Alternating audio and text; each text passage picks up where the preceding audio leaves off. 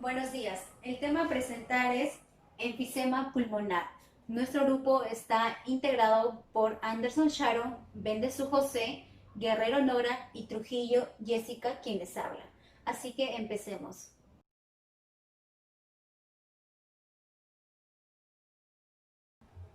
Bueno, antes de hablar de la anatomía, voy a dar como una pequeña introducción sobre la respiración. La respiración es una función mediante la cual los seres humanos captamos oxígeno del medio donde habitamos y vamos a dejar dióxido de carbono producto de la actividad celular que se da dentro de nuestro organismo. El sistema respiratorio está asociado al sistema circulatorio debido a que este va a ayudar a transportar oxígeno y a recoger dióxido de carbono. El aire atmosférico es muy rico en oxígeno, entonces cuando nosotros inhalamos oxígeno, todo este gas va a ingresar por las vías aéreas hasta llegar a la parte terminal, que son los alvéolos. Al llegar a los alvéolos se va a dar una perfusión donde el oxígeno ingresa a la sangre, ¿sí? Y lo contrario es el dióxido de carbono, que es el producto de los desechos de las células. Entonces la sangre recoge todos esos desechos, el dióxido de carbono, los lleva a los pulmones, a los alvéolos, hasta llegarlos a expulsar, ¿sí? Ahora vamos a hablar de lo que es la anatomía del sistema respiratorio. Vamos a ver que va a empezar por las fosas nasales. Las fosas nasales son dos cavidades simétricas entre sí que van a estar divididas o separadas por un tabique cartilaginoso. Vamos a seguir y tenemos la faringe. La faringe es un conducto que mide unos 14 centímetros. Seguido tenemos la laringe. La laringe es un órgano impar que está situado en la línea media del cuello. Siguiendo vamos a tener la tráquea. Está conformado por 22 anillos cartilaginosos incompletos y que tienen forma de C. En la parte final de la tráquea tenemos una estructura llamada carina, que va a ser que va a dividir la tráquea en dos porciones y se van a llamar bronquios. Los bronquios también son anillos cartilaginosos. Cuando no entran dentro del pulmón, se llaman bronquios primarios. Ahora vamos a hablar de la anatomía del pulmón.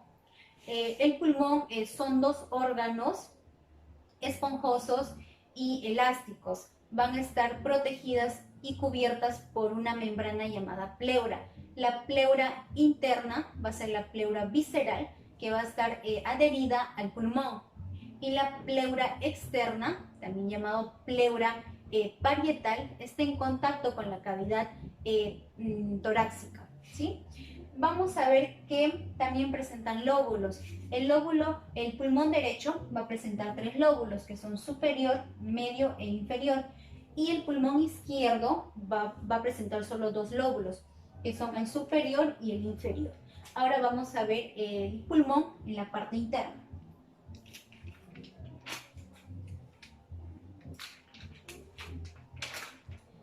Entonces, habíamos dicho que los bronquios, cuando aún ingresaban a los pulmones, eran bronquios primarios. Va a ingresar a través de una zona llamada ilio pulmonar. Cuando ingresa este bronquio va a ser llamado bronquio secundario, donde va a tener ramificaciones que se van a llamar bronquiolos. Y estos van a tener terminaciones que van a llegar a los alvéolos. Entonces, los alvéolos es una unidad estructural y funcional que van a estar cubiertos por una fina trama de vasos sanguíneos, donde ahí se va a dar lo que es el intercambio gaseoso. Seguimos con la fisiología del sistema respiratorio. Cuando nosotros inhalamos oxígeno, todo el recorrido va a empezar por las fosas nasales, donde estos poseen pelos donde van a filtrar el aire. También en su interior están tapizados los tejidos epiteliales llamados mucosas pituitarias. El tejido epitelial ciliado va a presentar glándulas secretoras de mucus, donde estos van a captar el polvo y van a humedecer el aire. Y la mucosa pituitaria va a entibiar el aire. Después de todo este proceso de purificación del aire, el aire va a seguir su recorrido hasta pasar por la faringe y la laringe. Estos solo son estructuras de paso del aire. Vamos a llegar a la tráquea. La tráquea en su interior también va a estar tapizado por tejido epitelial ciliados, donde también producen mucus y van a captar todas las impurezas que no fueron captadas por las fosas nasales y van a eliminarlos por movimientos reflejos de la tos. Después está el aire, va a seguir su recorrido por los bronquios primarios, bronquios secundarios, que también poseen tejido epitelial ciliados. Y van a llegar a los bronquiolos hasta por último llegar a los alvéolos. En los alvéolos se va a dar el intercambio gaseoso. Alvéolos. En los alvéolos, como ya expliqué, están cubiertos por una fina trama de vasos sanguíneos. En esa pared fina se va a dar lo que es el intercambio gaseoso y se va a dar lo que es llamado la hematosis. Entonces, la hematosis se va a dar cuando el oxígeno llega al alvéolo y el oxígeno va a ingresar al flujo sanguíneo y ese oxígeno va a ser llevado por los glóbulos rojos hacia el corazón y de ahí va a ser distribuida hacia todo el cuerpo. Simultáneamente las células van a eliminar sus desechos. Eso es el dióxido de carbono. Entonces la sangre va a recoger todo el dióxido de carbono que hay. Eso es gracias al sistema venoso.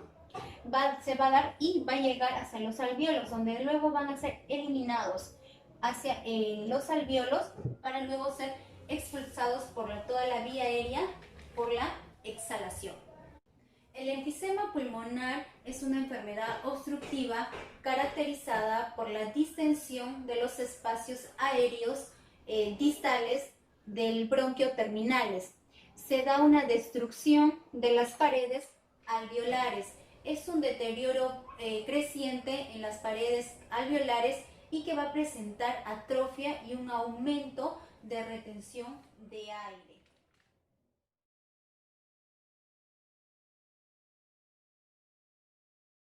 Buenos días, mi nombre es Nora Guerrero y continuando con la exposición yo les voy a hablar acerca de los tipos de enfisema pulmonar. Bien, estos tipos de enfisema se van a dar de acuerdo al lugar donde se encuentren. En este caso vamos a hablar de 4 tipos de enfisema pulmonar.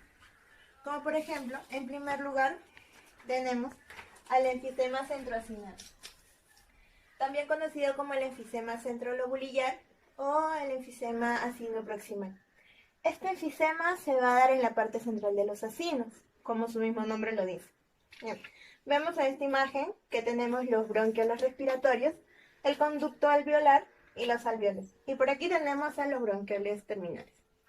Este enfisema se va a dar en la parte de los bronquiolos respiratorios, en la parte central, y va a haber una inflamación, un agrandamiento, de tal manera que va a quedar así. Esto va a ocurrir cuando hay una inflamación. Bien. Otra de las características de este enfisema va a ser que se va a encontrar en el lóbulo superior, en los lóbulos superiores, en la parte superior del pulmón, principalmente en los segmentos apicales. Y otra característica va a ser que le va a dar a las personas que fuman mucho, ¿no? A los grandes fumadores, tabaco, grandes cantidades de cigarrillos por día. Si hablamos de un porcentaje, sería un 95%. Bien, el segundo tipo de enfisema sería el enfisema panacinal, o también llamado el enfisema palobulillar. Este tipo de enfisema, a diferencia del primero, se va a dar desde los bronquiolos respiratorios hasta los alvéolos ciegos, más que todo en la parte distal de los alvéolos. Como en la primera, como en el centroacinar, también va a haber una inflamación, pero ya no de la parte central, sino de la parte distal de los alvéolos. En este caso quedaría de tal manera, ¿no? Totalmente inflamada la parte distal. Bien. Otra característica del enfisema panacinar va a ser que lo vamos a encontrar en la parte inferior.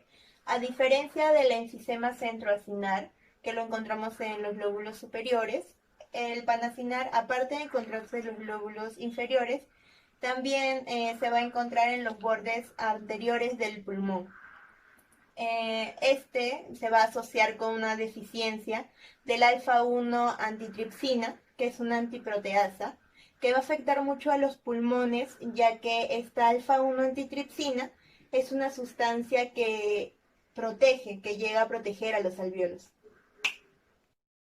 Bien, continuando con los tipos de enfisema, vamos a hablar sobre el enfisema acinar distal, o también llamado el enfisema paraseptal.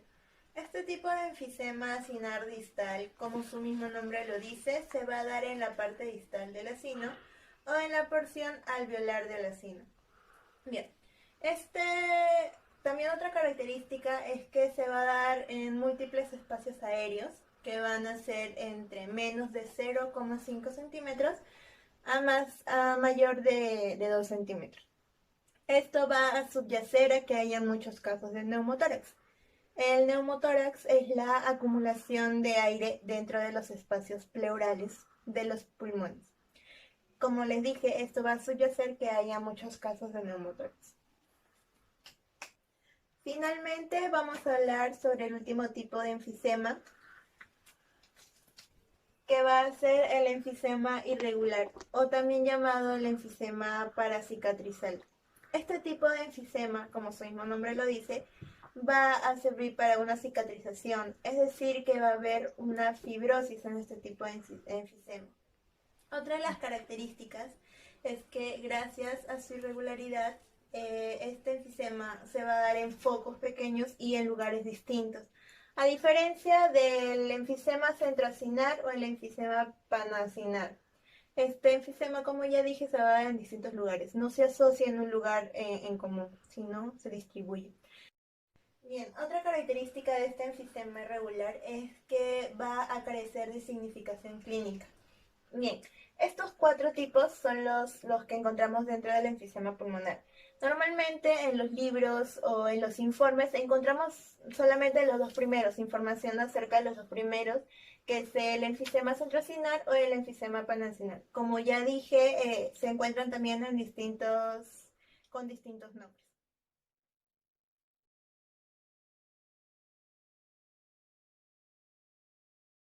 Hola, mi nombre es Sharon Anderson Echabautis y hoy les voy a hablar sobre las causas, factores de riesgo y tratamiento sobre el enfisema pulmonar. Bueno, las causas son debido por el humo del tabaco, el humo de la marihuana, la contaminación ambiental, también por alguna exposición de vapor químico dañino.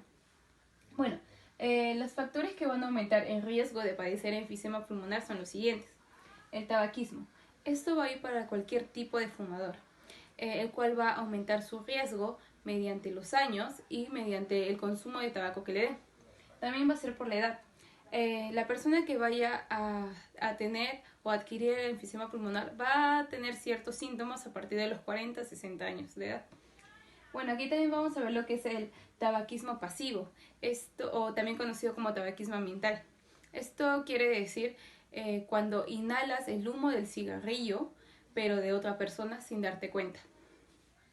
Bueno, aquí vamos a ver los tratamientos, los cuales son 3, por medicamento, por terapia, por cirugía. En lo que es medicamento vamos a ver lo que son los broncodilatadores, el cual va a ayudar a aliviar la tos, la falta de aire y los problemas respiratorios, relajando las vías respiratorias pulmonares contraídas. También vamos a ver los que son los corticosteroides inhalados, el cual va a ayudar a reducir la inflamación y aliviar la falta de aire. Y también vamos a ver los que son los antibióticos. Bueno, este es netamente lo que vaya a recetar el doctor, ¿no?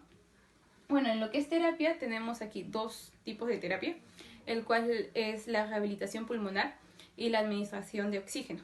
Bueno, en lo que es rehabilitación pulmonar, el terapeuta va a ayudar al paciente mediante técnicas o ejercicios de respiración para así sobrellevarlo ante una dificultad para respirar. Y bueno, en lo que es administración de oxígeno, esto va a depender de qué tan grave sea la enfisema pulmonar. Y bueno, esto va a administrar el oxígeno mediante un tubo delgado, el cual va a ser ingresado por las fosas nasales. Bueno, en lo que es cirugía, acá hay 2 tipos, por el implante pulmonar y el otro que es la reducción de volumen pulmonar.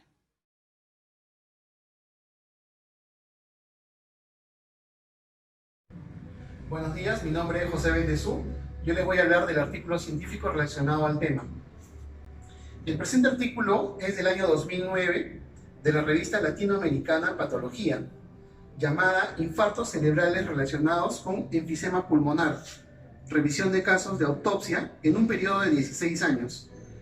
Las enfermedades cerebrovasculares en las que se incluyen los infartos cerebrales son una causa importante de ingreso hospitalario e incapacidad. Además de ser un hallazgo relativamente común en los estudios de autopsia, los infartos son causados principalmente por trombosis o embolia. Para que se produzcan, se necesitan alteraciones patológicas relacionadas. En nuestro medio, una de las alteraciones, según una serie de casos de autopsias publicadas en el año 1989, son las neumopatías crónicas, principalmente el enfisema pulmonar. El objetivo de este artículo era determinar la incidencia de infartos cerebrales y su relación con el enfisema pulmonar. Los materiales y métodos que se usaron, se analizaron 11.673 autopsias en un periodo de 16 años, desde 1989 hasta el año 2005. Resultados. El enfisema se observó en 10% de los casos en los que se describieron infartos cerebrales. El territorio más afectado fue el de la arteria cerebral media. Las enfermedades cerebrovasculares son una causa importante de ingreso al hospital y de incapacidad en grado variable para los enfermos que superviven una hemorragia o un infarto. En un estudio se indicó que en Estados Unidos hay 500.000 enfermos nuevos cada año y aproximadamente la mitad de ellos mueren. Este grupo de enfermedades es la tercera causa de mortalidad en este país, pues de las enfermedades cardiovasculares y del cáncer. Para el análisis de los casos de infartos cerebrales relacionados con enfisema pulmonar, se revisaron 11.673 protocolos de autopsia en un periodo de 16 años. Se determinó la incidencia de infartos cerebrales, la alteración patológica asociada, el territorio arterial afectado, la edad y el género. Únicamente se tomaron en cuenta como infartos cerebrales relacionados con enfisema pulmonar los casos cuyo único hallazgo anatomopatológico relacionado con infarto cerebral fuera tal enfermedad, y se descartaron los que no cumplían con este criterio. También se analizaron en el mismo periodo los protocolos de autopsias de casos con diagnóstico de enfisema pulmonar y se determinó la incidencia de infartos cerebrales en el territorio arterial afectado. Resultados de los 11.673 protocolos de autopsia que se estudiaron, en 925, o sea el 8% más o menos, se describieron infartos cerebrales, los cuales 503, un 54% de estos 925, fueron del sexo femenino. Las 5 alteraciones patológicas más frecuentes relacionadas con infartos cerebrales se muestran en el siguiente cuadro. La primera causa es la hipertrofia del ventrículo izquierdo, 161 casos, focos sépticos, 131 casos, infartos de miocardio, 110 casos, como cuarto tenemos al enfisema pulmonar, con 98 casos, cardiopatía neumática crónica, 60 casos, bueno, y otras patologías, 361 casos, en total de 925 casos. A continuación veremos unas imágenes clínicas con daño pulmonar. En esta primera imagen tenemos un estudio de rayos X de tórax, una proyección frontal e incidencia póstero-anterior. Vemos que se nos señala la zona afectada con unas manchas radiodensas, producto de la lesión pulmonar. También podemos observar una segunda imagen con proyección lateral, laterolateral, y vemos que los pulmones están hiperexpandidos por el daño. En esta siguiente imagen vemos una tomografía axial computarizada de tórax. Se nos señala la zona afectada como hipodenso y se observa el deterioro del pulmón. Bueno, como apreciación grupal, en discusión, el enfisema pulmonar es un factor de riesgo de padecer infarto cerebral. Esta relación podría atribuirse a la hiperglobulia, que es el incremento de proporción de los glóbulos rojos por volumen sanguíneo. Esto puede causar dolor u otros síntomas, secundarias a las alteraciones de flujo de aire en el enfisema, lo que en cualquiera de sus grados provocaría una trombo. Y también las alteraciones cardíacas por la resistencia aumentada de la circulación menor, trastornos de ritmo como el bloqueo auriculoventricular y la disnea miocárdica, que condicione la formación de trombos con la consecuencia de embolias arteriales e infarto cerebral. Muchas gracias.